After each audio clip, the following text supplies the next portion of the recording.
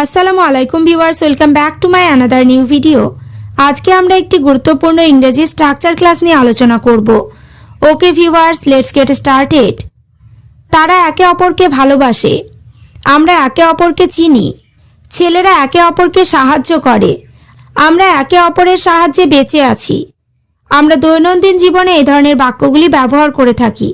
Structure ব্যবহার করে কিভাবে বাক্যগুলিকে বলবো সেটি দেখে নিই। স্ট্রাকচারটি হলো subject plus V1 plus each other. একে অপরকে অর্থে স্ট্রাকচারটি ব্যবহার করব। এবার আমরা কয়েকটি এক্সাম্পল দেখে নেব। তারা একে অপরকে ভালোবাসে। দে লাভ ইচ আদার। এখানে দে মানে তারা সাবজেক্ট, লাভ মানে ভালোবাসা ভার্ব, ইচ আদার মানে একে অপরকে। দে লাভ ইচ আদার মানে তারা একে অপরকে ভালোবাসে। নেক্সট, আমরা একে অপরকে চিনি। উই নো ইচ আদার।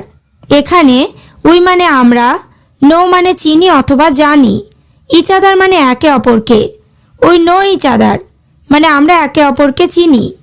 পরেরটা, ছেলেরা একে অপরকে সাহায্য করে। The boys help each other. এখানে দে মানে তারা, হেল্প মানে সাহায্য করা, ইচ আদার মানে একে অপরকে।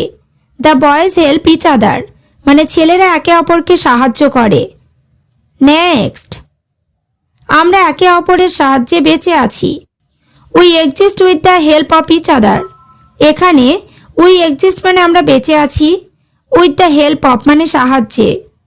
We exist with the help of each other মানে আমরা একে অপরের সাহায্যে বেঁচে আছি। এবার তোমরা স্ট্রাকচার ক্লাসটি ভালোভাবে বুঝতে পেরেছো। তাহলে তারা একে অপরকে ভুল বুঝেছিল। তারা একে অপরকে কথা দিয়েছিল। বাক্যগুলি ইংরেজিতে কি হবে অবশ্যই কমেন্ট করে জানিও।